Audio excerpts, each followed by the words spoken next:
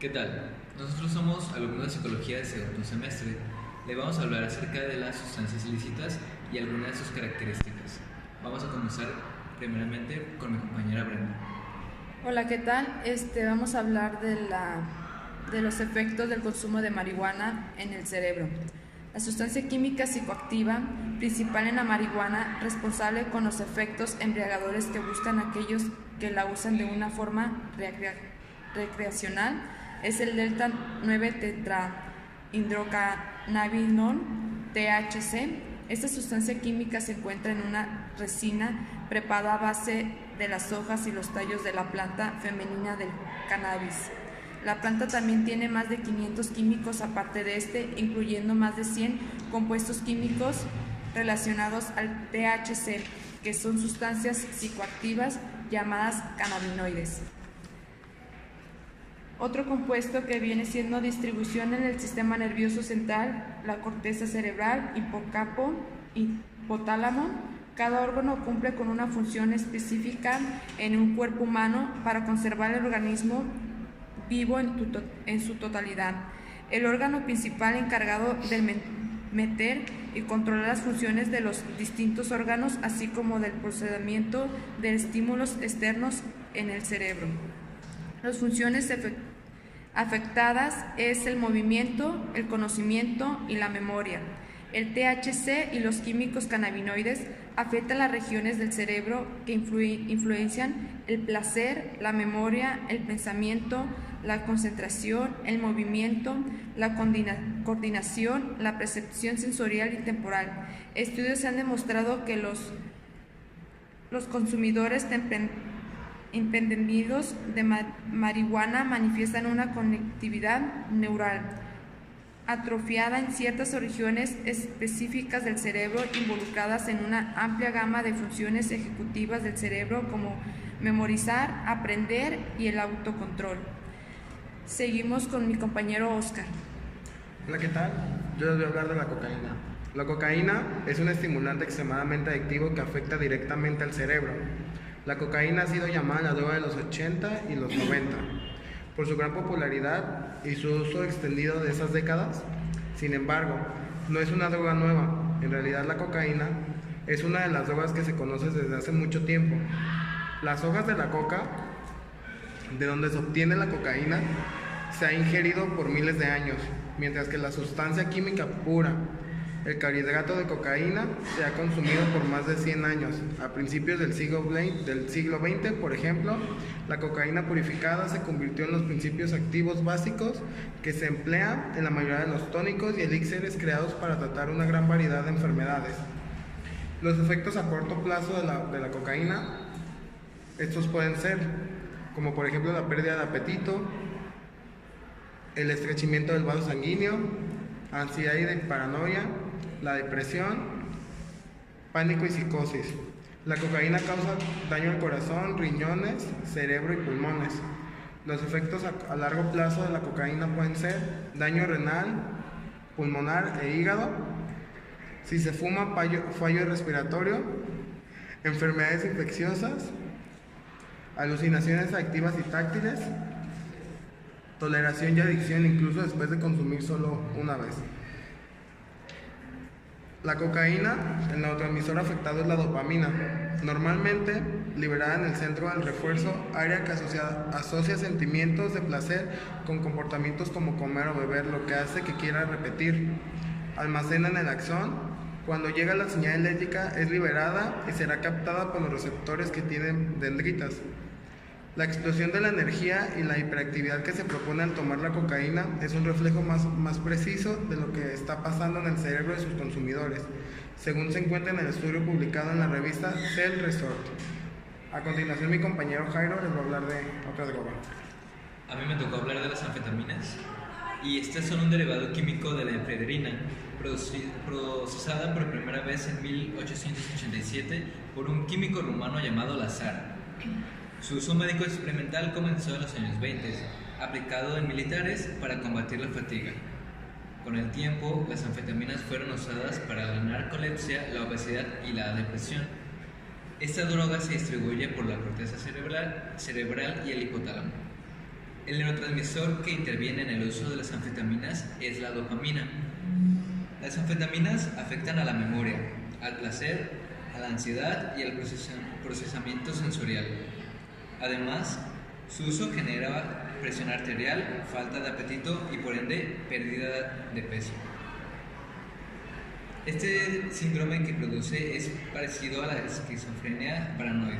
Les dejo con mi compañera Michelle. Yo les voy a hablar de los alucinógenos. Los alucinógenos producen sus efectos interrumpiendo la interacción de las células nerviosas y el neurotransmisor serotonina, distribuido por el cerebro y la médula espinal. El sistema de serotonina está involucrado en el control de los sistemas de conducta, percepción y regulación, incluyendo el estado de ánimo, el hambre, la temperatura corporal, el comportamiento sexual, el control muscular y la percepción sensorial. La LSD es la droga que se identifica más comúnmente con el término alucinógeno y la más ampliamente usada en este tipo de drogas. Se considera el alucinógeno típico y las características de sus acciones y efectos descritas en este reporte de investigación se aplican a los otros alucinógenos, incluyendo a la mescalina, la psilocibina y la ibogaína. Comúnmente se dividen en dos categorías: alucinógenos clásicos y drogas disociativas. Ambos tipos de alucinógenos pueden causar alucinaciones o sensaciones e imágenes que parecen reales aunque no lo sean. Además, debido a los efectos de las drogas disociativas, los usuarios pueden sentirse fuera de control o desconectados de su cuerpo y entorno. Algunos alucinógenos se extraen de plantas o de hongos y otros son sintéticos. Históricamente, la gente ha usado alucinógenos para rituales religiosos o de sanación. Más recientemente, las personas informan que usan estas drogas con fines sociales o recreativos, incluso para divertirse, hacer frente al estrés, tener experiencias espirituales o simplemente para sentirse diferente. ¿Qué efectos tienen los alucinógenos en el cerebro?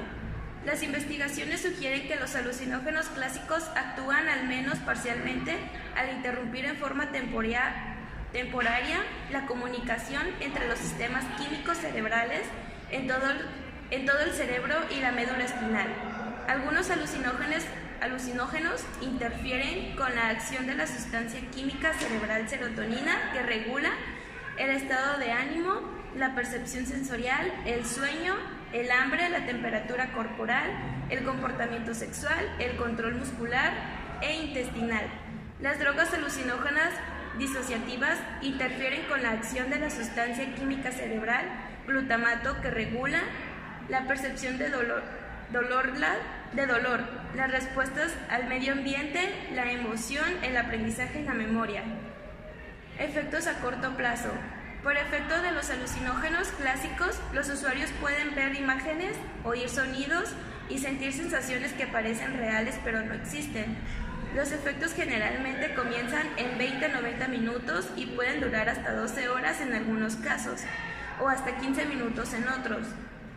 Quienes consumen alucinógenos se refieren a las experiencias ocasionadas por estas drogas como viajes.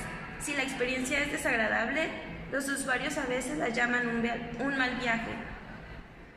Efectos a largo plazo. Se han asociado dos efectos a largo plazo con el uso de alucinógenos clásicos, aunque estos efectos son raros. Psicosis persistente, una serie de problemas mentales continuos, entre ellos alteraciones visuales, pensamiento desorganizado, paranoia y cambios del estado de ánimo. A continuación los dejo con mi compañera Toñita. Bueno, yo les voy a hablar, buenas tardes, con los efectos de la heroína en el organismo.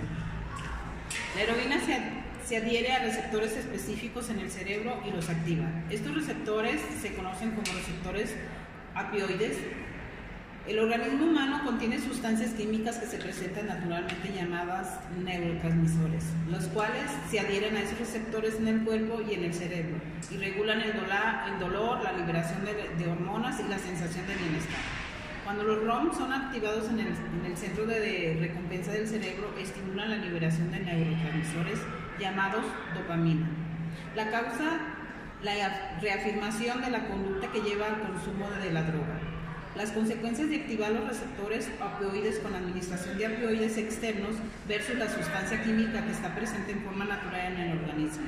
Depende de una variedad de factores. Cuando se consume, en qué lugar del cerebro o del cuerpo se produce la fijación o los receptores, cuál fuerte es la fijación y dura, con qué rapidez llega ahí a la droga y qué sucede después.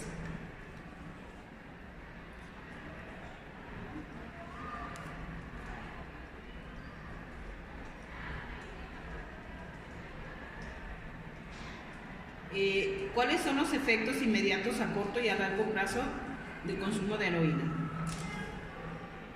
Una vez que la heroína ingresa al cerebro, se convierte en morfina y se adhiere rápidamente a los receptores opioides.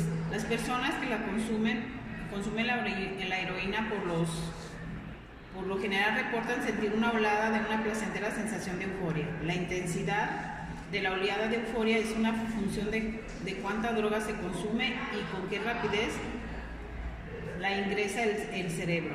Se fijan en receptores opioides. En el caso de la heroína,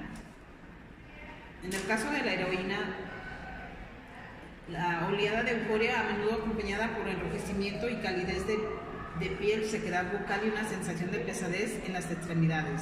También se puede presentar náuseas, vómito, picazón intenso.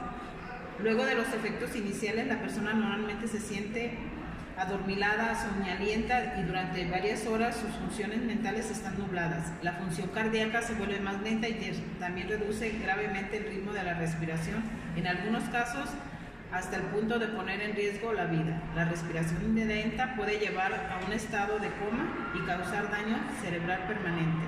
Los opioides pueden debilitar la respiración y modificar la actividad neuroquímica en el tronco del encéfalo, que es donde se controlan las funciones automáticas del organismo. Esto sería todo por el video, esperemos si les haya gustado. Manita arriba si les gustó y suscríbanse al canal. 1, 2, 3. Fácil, ¿no?